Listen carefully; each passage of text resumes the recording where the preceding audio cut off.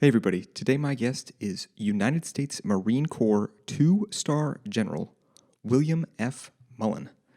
General Mullen is on a mission to get people to think, especially his young Marines, getting them thinking about big decisions that could change their lives, drinking and driving, suicide, the sort of things that unfortunately plague people in the military.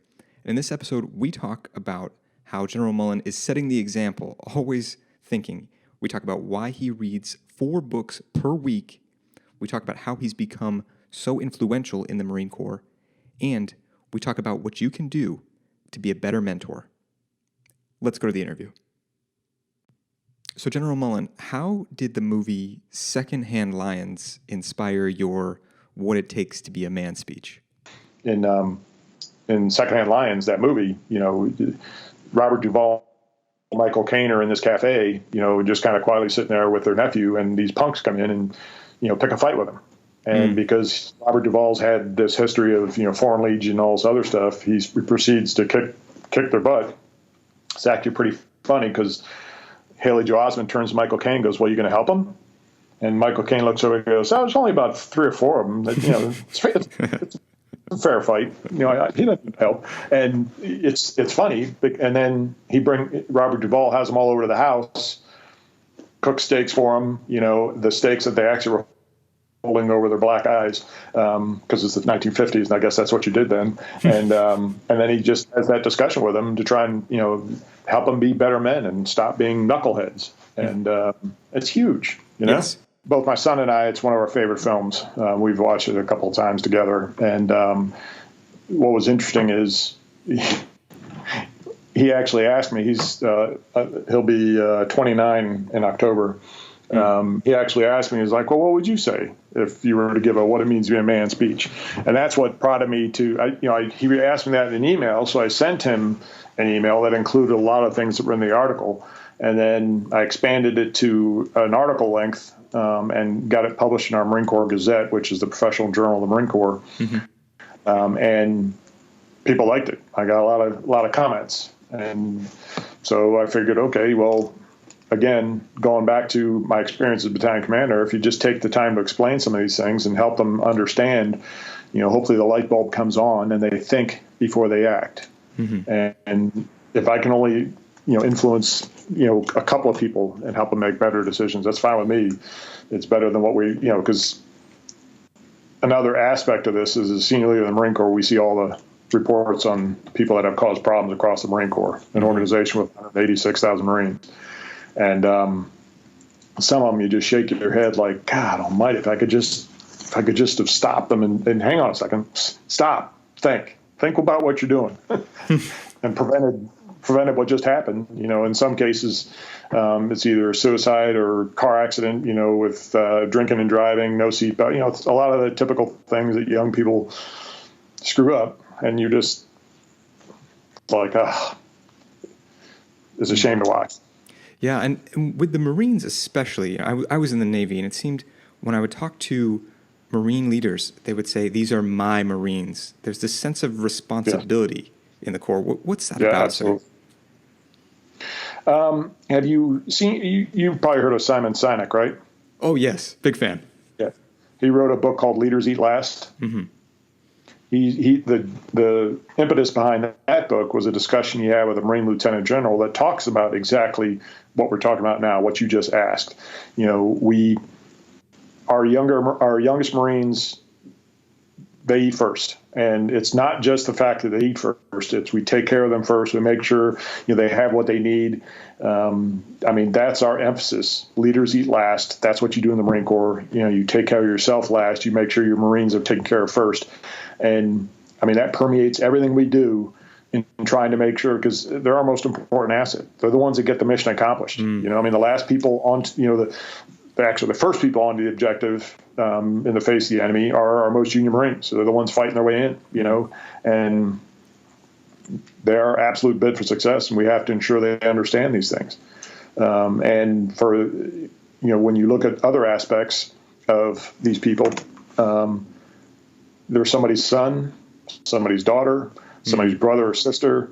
father or mother, and that makes you feel even more strongly that you got to try and help take care of them. And then the aspect of, on a more fiscal level of how much it costs to recruit them, train them, bring them in, get them to the point where they're fully ready to be deployed to combat. I mean, that's an enormous investment on top of everything else that's more important, but also, this is a significant part. And they're all members of the team. And when you lose somebody from the team, especially to something stupid, it's just, when I was a battalion commander, we had a machine gunner that was hit in the head by a sniper, and he survived it. As a matter of fact, he was an immigrant from Africa who was just a great young man, really enthusiastic. The bullet obviously didn't do a whole lot of damage, the blood a lot, because he's taking pictures himself of, he's taking selfies as he's on the stretcher being carried away. And it's like, would you put that away? And we returned from deployment, and he gets out of the Marine Corps, and he's still on terminal leave, and he gets killed in a car accident. He was doing over 100 miles an hour. He was drunk, no seatbelt. 3 other people in the car with him were wearing seatbelts. He rolled the car. They survived. He died. And you're just kind of like, you have got to be kidding me. So, sir, there's a thing that you talk about in the article, that self-discipline is the root of success. And it sounds like a lot of what you're talking about is instilling discipline in people and that good decision-making. How do you build self-discipline? The choices you make every single day. It is a slow, methodical process of making yourself do what you need to do. It's, one of the things I found, obviously I'm pretty far along in life and in my career.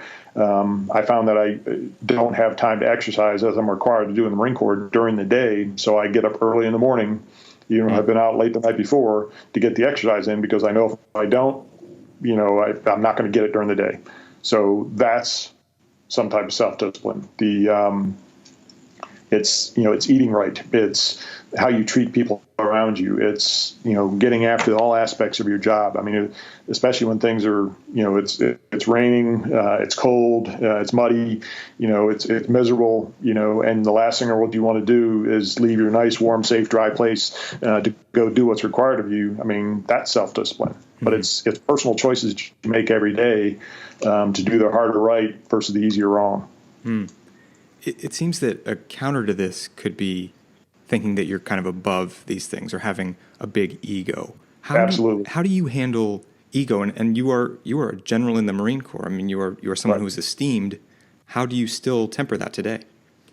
Well, further down the article, what one of the things I talk about is ego is the enemy, because I've seen more people ruined and especially at my level, because of their overweening ego from the standpoint of, we have a saying in the Marine Corps, hey, you were appointed, not anointed, which means get over yourself. And doesn't work with everybody. As people get, you become a commander at the Lieutenant Colonel 05 level. That's the first time you really get put in charge of something like a battalion. I mean, that's kind of heady stuff. And one of the first things I tell people is your biggest impediment to success is your own ego, because it's not about you. It's about the team you've been given the temporary privilege of leading and making sure you do it right and you have them fully prepared. And then you're going to turn them over to somebody else, and you need to get over it. And so I try very hard to not, let ego get in the way of things when I'm trying to make decisions. I look at why I'm resisting something that somebody's advised me, and if it's only because it wasn't my idea, well, that's the wrong answer. And the other piece is I read voraciously. I finish between 3 and 4 books a week because I'm thoroughly convinced that I'll never ever be smart enough, and what I'm worried about is running into a problem that I have no idea what to do about. And so I get after things. I get after reading just to try and push off that time. Yeah, so we both know Captain Lodeman, and he introduced us. Yes. And he says that you are the most well-read person that he knows. How did you build that habit? I mean, so many people tell me they wish they had more time to read. Well, and I actually, believe it or not, I do a presentation, and I've given it a number of different times, and I call it, in the military, PME is professional military education. I call it the PME on PME. and it's the importance of personal professional development. As a matter of fact, not reading and not studying and not getting better, some people call that malpractice. And so and one of the things I tell them is, like, people, I hear that fairly frequently, I don't have time to read. But if you evaluate how you spend your time, I think you're going to find you have more time than you think you do. Things like, and I'm certainly not saying don't watch TV, because I do on occasion, but it's like, how much time do you spend watching TV? And one thing to tell them is there's been studies that say there's more brainwave activity when you're asleep than you are when you're watching television. So how much time do you spend on blogs, reading things that aren't vetted probably from the standpoint of it's just somebody else's opinion? One of the things I'm concerned about, are you familiar with Peter Singer's book, Like War? Ooh, I haven't heard of that one, sir. Yeah, that's really good. It's social media and the effects of social media, especially what the Russians are doing, trying to take advantage of the fact that we got a lot of people in what are called echo chambers, where they're all in their own little group, they're all talking to each other, they all agree with each other, and they're reinforcing each other's, in this echo chamber. And the Russians are all over that. And what I'm concerned about is a lot of our young folks, if it comes over their phone or it's on social media, they take it hook, line, and sinker if it's what they want to believe. And that makes them more susceptible to being led around by the nose. And we've got to have critical thinkers that can look at things kind of going, hang on, back off a little bit. But a lot of that comes from reading and from studying. And I take advantage of, audiobooks, ebooks, regular books. I always have them with me. One of the things I do that kind of blows people's mind is I exercise while I'm listening to books. And I swim at least twice a week, and I have a waterproof iPod Shuffle with earplugs, and my watch counts laps. I'm listening to a book. I cruise for, about an hour, and then see if I hit the number of laps that I need, and then I'm done. And I'm listening to a book the whole time. I'm not even there, except to make sure I don't run into the wall. You know what I mean? That's incredible. I talk to a lot of folks who love books, and they listen to them while they run and things like that. But to make the commitment to it, to take those extra steps, to have the waterproof device and everything for the water, that's tremendous. Yeah, and there's we have the advantage of this. There's the Navy General Library program online, so it's ebooks and audiobooks for free. And I've been just tearing that thing up because they've got a great collection. And then we have on base here at Quantico, we've got a really good library here, research library, so I can, and I always have a list of books I'm going after, and I always have about 15 to 20 that I'm reading at the same time, kind of switching back and forth.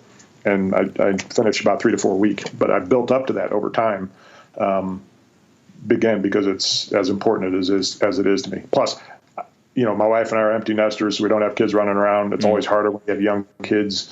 You got to pay attention to them, and sitting there reading a book, unless you read it to them, which I did. I read books to my kids from when they were just about old enough to sit still till my daughters, I have twin daughters, all the way into high school with them. They just loved it. And their ability to read themselves, their vocabulary, they're way ahead of their peers. And I suspect it's because of all the reading I did to them. Yeah, General, what do you think it is about the medium of a book as compared to other ways that information can be communicated that makes it so powerful? It's a very personal experience. It's something you have to do, as opposed to the television, which just kind of happens. It just kind of happens there in front of you. And the reading a book requires so much more imagination, because you have to imagine, especially if it's a story, you have to imagine the setting of the story. Obviously, some authors are much better than others about portraying what's going on. But you're engaging emotions, you're engaging imagination, there's activity, there's just so much to it. And then, because one of the other things I talk about is the engaging the desire to learn, the burning desire to know. You get some folks that, especially in our line of work, where that the ones that say I'm too busy to read, and then they run into something they have no idea what to do about, and you get that stunned mullet look. And I mean, in combat, that's particularly bad. One of the examples I used, I don't know if you've heard of General William Mullen. Yes. Yeah, he was in charge of Vietnam for 4 years. He graduated from the West Point in 1936. By World War II in 1945. Less than 10 years later, he was a full bird colonel and was he had been in charge of an artillery regiment in combat. So he was convinced he knew it all. Mm-hmm. Never studied again. He was offered the chance to go to the Army War College as a student. He turned it down, told him he'd go there as an instructor if he wanted, but not as a student. Never read anything. He gets there to Vietnam for 4 years. He's faced with, a difficult fight, but he had two tasks. One is to figure out what type of fight you're in, and the second thing is figure out what to do about it, and he failed on both counts. And there's a guy named Louis Sorley, Sorley, a retired Army colonel who wrote 2 books. One is Westmoreland, The Man Who Lost the War. How'd you like a book written about you like that? And the second one is A Better War, and it's about Creighton Abrams, who took over for Westmoreland, who understood what was required and started to implement it, but it was too late because the American public was like, hey, we're done, forget it, pull the plug. And that's not the American public's fault. That's our fault. We weren't professional enough to figure that thing out and win it. And we almost did the same thing again in Iraq. Yeah. So a lot of this seems to come back to making mistakes and how you handle them. And another thing you mentioned in the article, we're both big fans of Nassim Nicholas Taleb. And if someone is robust or anti-fragile, they can learn from mistakes. And if they're fragile, then mistakes are just mistakes. How do you make sure that you learn from mistakes? Well, the first thing to realize is that it's not a permanent condition unless the action you take to deal with that mistake, a permanent solution to a temporary problem, which is committing suicide. And we're, just like across the United States public, we're having a problem in the Marine Corps with our young folks. We had a young Marine that broke up with his girlfriend, or his girlfriend broke up with him on the phone. He turned off his cell phone, went and laid down in traffic right there, and was killed. And it's not like, you have got to be kidding me. And so getting people to realize, hey, look, this is just a temporary condition. Yeah, it sucks. Yeah, it's, you've got challenges, you're depressed, whatever. But how you deal with this is a measure of a man. I mean, it's how much character you have to be able to say, okay, pick myself up, keep moving. There's other fish in the sea, or yes, I tripped and fell, but I picked myself up, dust myself off, and I'm going to keep trying. I'm going to get back at it. Nothing's permanent unless you make it permanent by doing something stupid like suicide. Yeah, and when we're trying to be there for other people too, you've also talked about listening and how that can affect people. How does listening help when it seems like it's not an active solution? What's interesting is I really watch people closely, and you can always tell when you're having a discussion with somebody whether they're listening to you or not. And I'm sure you probably had the same experience. You're trying to have a discussion with somebody, and they're clearly not listening because they're thinking about what they want to say next, or they're trying to interrupt you, or whatever it is. How satisfying is that? Not at all.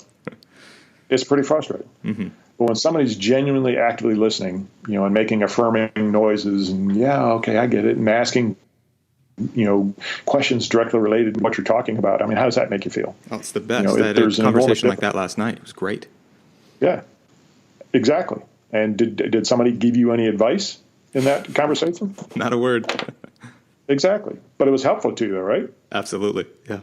Because sometimes you just need to kind of think out loud and bounce it off somebody and see how they react to it. And you're not necessarily looking for advice. You're just kind of looking for a sounding board. And, of course, I worked in dogs and that because I absolutely love dogs. And, man, they just, when they look at you, it's amazing. They're just sitting there staring at you.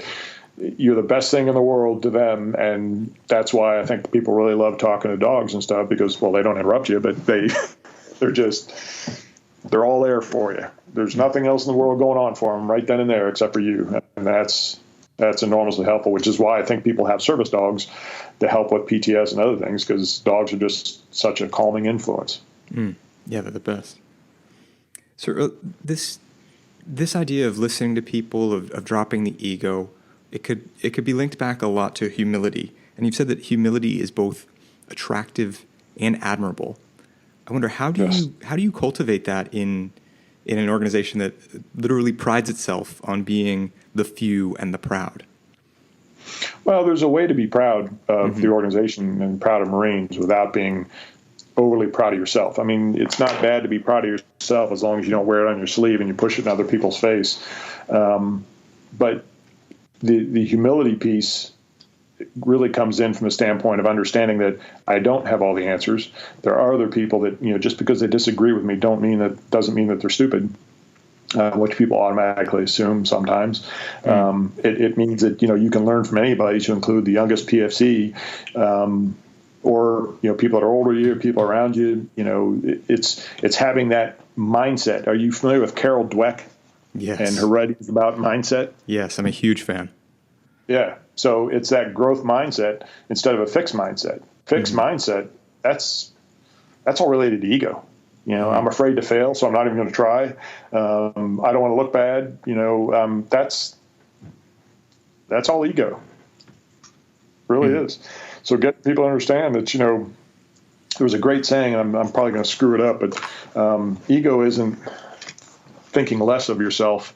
It's thinking less about yourself. I think if I got that correctly. And General, this fixed mindset, growth mindset thing, it comes back to something else that you've talked about, which is improvement versus competition. How can we be more focused on improving rather than beating people? Compete against yourself. Always trying to do first of all, is ensuring that you do the best that you can possibly do, regardless of what others are doing. You don't worry about them. You focus and you do the best that you possibly can with the task at hand, or you get your team to do the best you possibly can with the task at hand. And that competing aspect, it's particularly hard in the military, because you're up for your next rank against your peers. And so some people take that, as a zero-sum game, and kind of step on others. And I think we have less of that in the Marine Corps. At least I like to think we do, though we do still have some. But I've seen some of the other services have a real challenge with it, because it goes back to ego. It's all about me. I'm the best. I'm going to show everybody I'm the best. And in some cases, I'm going to make other people look bad just so I look good by comparison. None of which is either useful or productive, that's not teamwork. That doesn't foster cohesion. If anything, it takes away from it. Yeah, and it's so human too, that to want to have the sense that other people are rooting for you and bettering themselves. And you mentioned too that smiles are really great for this. They're free, that they're contagious. Yep. Well, there's one thing that I'm going to put in there. I didn't put in the article. I went to a course called Leadership at the Peak in Colorado Springs. And to get out there, it was during the winter, so the plane traffic was all screwed up, and we had to wait on the tarmac in this little tiny airplane while they de-ice the airplane. I'm 6'3", 220. I don't fit in these little planes very well, so I'm already antagonized. I don't like sitting still for long periods of time, enforced sitting, if you know what I mean. And we finally pull into the gate, and I'm just anxious to get it up and going, and I'm like, come on, and waiting for them to put the gate up. And I look back to the seat behind me, and there's this lady sitting there. She's Kenyan.